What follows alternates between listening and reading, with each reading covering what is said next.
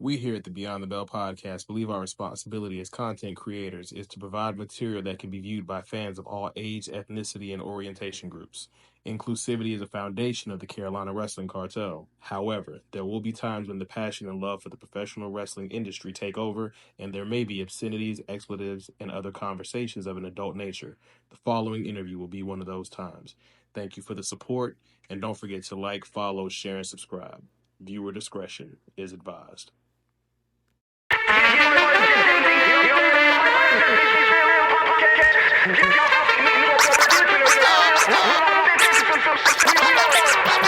Taking the reins of this game, so you better finally see the BS numbers really on time. Keep it updated, probably demonstrating that we really iconic out here making changes. Shop the game, we the ones who best. Hope fans, we up now forget next. Trigger, Trey, man, it's the Sean Jones out here keeping it. Yeah, you know the game. You know what I'm saying? Doing these real podcasts, giving out fake news while we out here keeping it real, raw and authentic. You feel what I'm saying? We the ones. Let's go.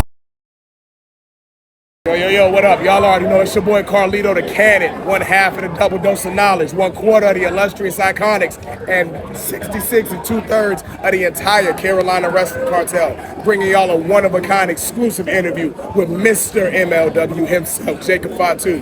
Big Oops. What's going on with you, baby? Man, first off, man, that was a damn hell of an introduction to yourself. I mean, I could have threw in former ML and almost and soon to be future again MLW champion. I mean, that was good. I mean, you was sitting here hyping me up. I mean, that's what we do on Beyond the Bell. We does what we does, and we does what we does. Yeah, no, overall, man, shout out, man. Shout out. You know, timing is everything. It's everything. Timing is everything, and so, man, our timing just so happy to be really good. You know, second time we catching you. Yep. You know, last time it was more fandom and just being in awe of the spectacle that you bring, bro. Because you are, without a doubt, it doesn't matter if we're talking independence, pro, whatever you want to call it, you are one of the biggest beasts in that ring going today. Your match with Josh Alexander and Ric Flair's last match. Oh, yeah. I dropped down a couple of rows to go watch that because I knew that was going to be match of the night. Right on. So, representing the illustrious NOI family, man, what does that mean to you? It means everything. I mean, you know, the Bloodline just ain't a name. Like, that shit's really, oh, my bad. I mean, talk your shit. Yeah, this the Bloodline, it's just, it's us. Like, it really is. I mean, so to be a part, first off, is our culture. Our culture is very, very engraved in us.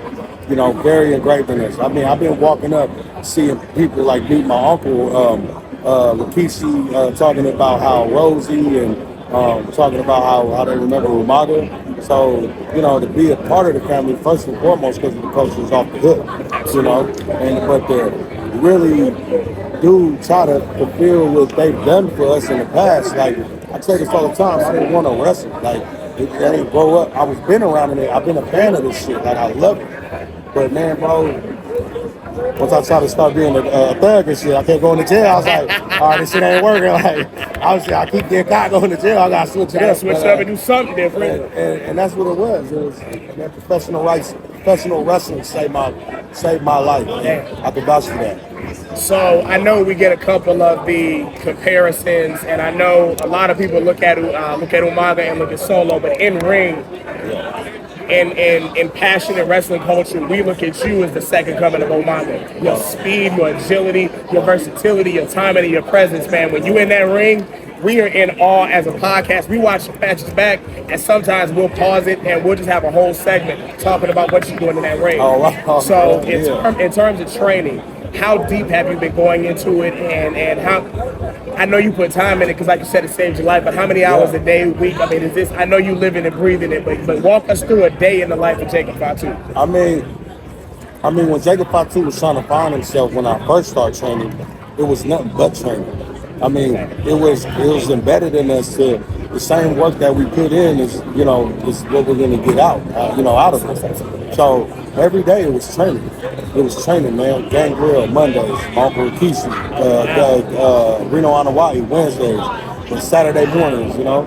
So, bro, we will rock. What's up, sis? So we will rock all the time, like tap in with it. You know what I'm saying? So, I mean, the training, you had to learn how to love it, because if the train, it's just like practicing. Practice makes perfect. But the way how we was trained, Like, this is how I perform in the ring. So the way when y'all see me perform in the ring, You take bro, those actual bumps during training. Yeah, we was training like that. I learned how to do the moonsault. There wasn't no crash pad. Like, it was like, wow. yeah, Gangrel was like, well, you like it because, you know, man, when Lucha's a little skinnier, man, I used to land on my feet like a luchador, you know? I used to be like a Fatu lucha, you know? So, man, with that being said, it's like I was trained, I came up the old school way. You know, not saying this because it's my family, I said that earlier. No, I'm not saying that. Like, it's proven fact. I mean, look, bro, I've done it with these guys. So, for anybody listening, man, I don't think it's just showing up, getting a book in second hands, breaking down the ring. Like, I'm just built like this. I'm not saying I'm doing everything right because, you know, I'm not. But what I can suggest is nothing that I ain't never been through. So for everybody coming up, bro, you got to train. Take your ass to the goddamn trainer. Take your ass to the gym. Go to the gym. Yeah, stop goddamn trying to go buy your girlfriend's mom like dinner or something, you know, trying to get brownie points or something, whatever it is. But overall, bro, training is very, very important. As a matter of fact, speaking of training, we got our own pro wrestling school. Right here. You know what I'm saying? And this is ran by me, my brother Journey, Fatu, Juicy, and my Uso Parisi. Big Juice. Yes, sir, Big Juice. Yes, sir. And another reason why I got this shirt on, since we here at Wrestle Cave, I was close with Jay and Mark. I'm sorry, I know we're going off subject. No, absolutely not. No, go ahead, man. It was the Briscoes. I've seen them over there at GCW. We got close because of the kids. They got kids, I got kids. And man, they told me about Wrestle Cave. You know, like some got brought up by my Uncle Kishi. They see my Uncle Kishi Wrestle Cave. So, you know, they put us on over here, and it's only right, man, to show big breath. Absolutely. Take care of the friend. Never forget where you come from. Look out for the people. Because my uncle said, man, there's only one way. When you're on the top, there's only one way. That's right back down, right? So treat everybody good on your way up, man, because you never know who you're going to see on the way back down. So with Lance and Juicy out here venturing off right now and doing their thing, we don't know where they're gonna land at, yeah. but we all speculate, we all can fantasy book. We know the Bloodline is still gonna take over the entire world of professional wrestling. Yeah. How did you feel with the Civil War split? I know we talked to Zilla, and Zilla feels a particular way. We can't say how Zilla feels on camera, but if you're a fan, you already know. Yeah. Big Oos, how did you feel about the Civil War? I mean, the Civil War was different. It was like kind of crazy seeing them go at it, at each other like that. But overall, I mean, come on, man. Hey, reality TV sells, like, right? They love to see families like get into it or whatever it is. Yeah. You see the difference though between us is like, I feel like some of it was not a work. It was not a work, you know. Not saying anything about the Usos, Roman, and Solo at all, because obviously they still up in there running it. But it was goosebumps. But man, I ain't gonna lie, man, I was excited. Shit, I threw a whole barbecue for that day. Yeah, and what they was overseas, y'all right? Had the pig, y'all had the pig. Man, I ain't go that far. Hey, look, I had to make sure you had a hog, man. But they had they were overseas, right? Yeah.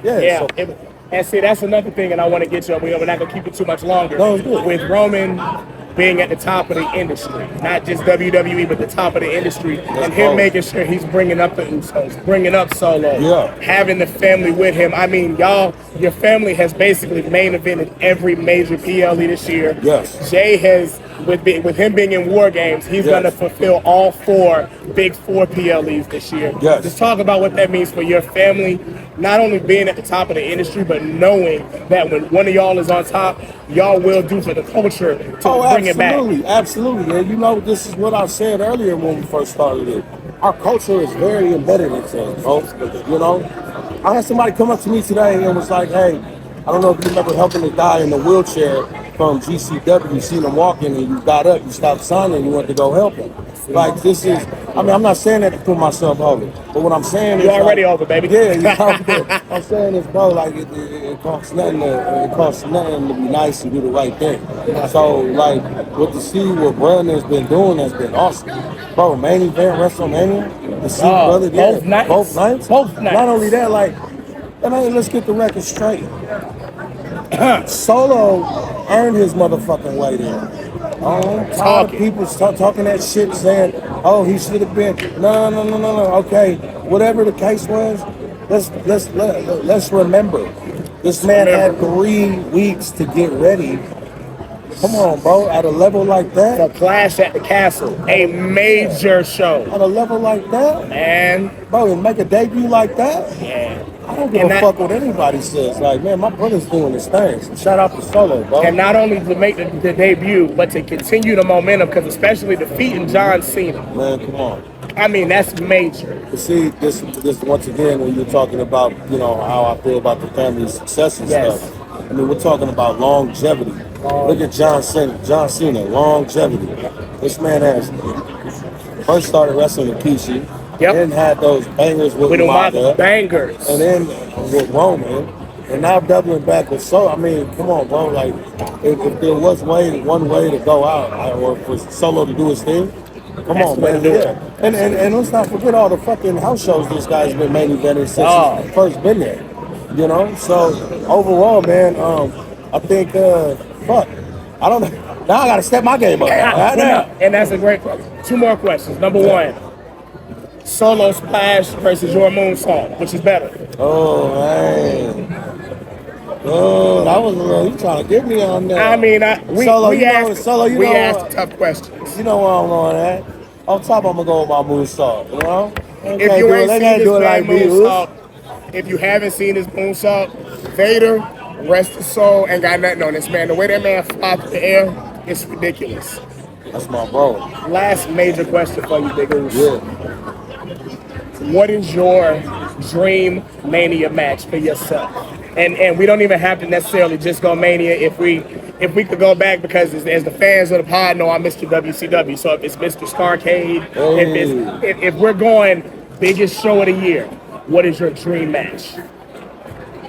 Man, bro. Besides my family, who you in the squared circle? I mean, besides my family, besides the family, Gunther. Yeah, probably go with Bruh. I mean, I've been a big fan of Walter since Big Walter. And orange hair. Yeah, and Tim Thatcher. So Jeff Cobb, Tim Thatcher. Green Comp.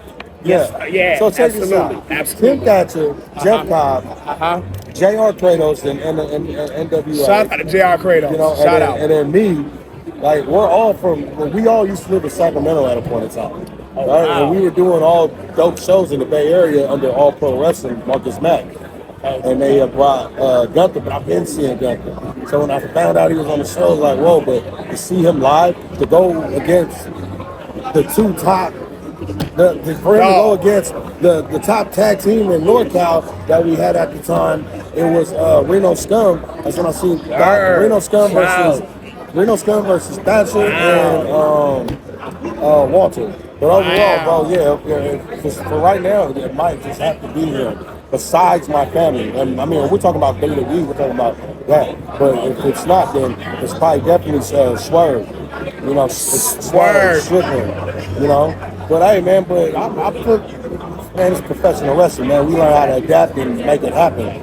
Henry will be a good one. Phoenix will be a good one. I mean, they over there. We can go get a ring real quick. Oh, they're my dogs, though, man. All right. They're my dogs, man. And shout out to Lucha Republic over there, man. Shout out. That's Penna and Phoenix and shit. They got a lot of good shit going on, and you know they take care of me, bro. I really function with all the luchas, all the Mexicans, man. California, I'm from Cali. Cali won't be nothing without Mexicans, man. Hello, that's facts. That's facts. They're my people, though. That's facts. Boss, Big Oos, man, we appreciate your time, dog. You're valuable to the industry. What you're doing, keep doing what you're doing, bro. God bless. It's been a pleasure to talk to you. It's a pleasure to watch you do your thing the only way you can, bro. And we can't wait to see you at Mania against Gunther. Shout out real quick, though, fantasy booking. We talk on the pod, and we like to think that main event Jay is going to be who's going to take that IC strap off of him. How you feel about that? I like Miz. I'm cool with Miz. But I think it's main event Jay if it's gonna be anybody. Man, I don't know, man. I mean, because we talking about like obviously, it needs to be. Damn, I don't know, man. You might be right on that. Let's think about it. They got Miz, they got Chad Gable, they got a lot of names. But if there's anybody that's over in the industry right now, this right here, dog. Every week, that shit get me blown up. I do, Robbie. I'm like, whoa. Now imagine him doing that at the Rumble in front of 30,000 and winning the IC strap. Oh my Come God. on, dog. so that we can go get Gunther. Oh, they versus- wrestling each other at Raw? No, we fantasy booking right Oh, now. shit, you 'Cause I doing want- pretty good. I believe the shit. I was like, whoa. Well, I want it because I want Gunther versus Brock at Okay. Mania. Give it to me. I'm just saying. I don't know much about booking. I just know a little bit. I'm just saying. Yeah, I should have asked you who my wrestling opponent was then. Damn, you're doing pretty good. I Just forgot saying. about that one. Yes, sir. Shout out to who's over here. Shout out to the Goose. camera. Shout out to my cameraman, man. Trigger Train Knight, Shout out to Black my Hawk dogs, Jones, man. Big Oos, Karlito the Kannon, Beyond the Bell podcast. Y'all already know what we're doing, and when I told y'all not ready for what we're doing, I mean every single syllable. Understand something?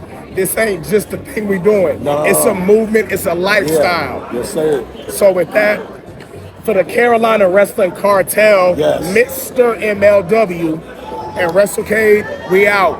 100, man. Thanks again, big dog.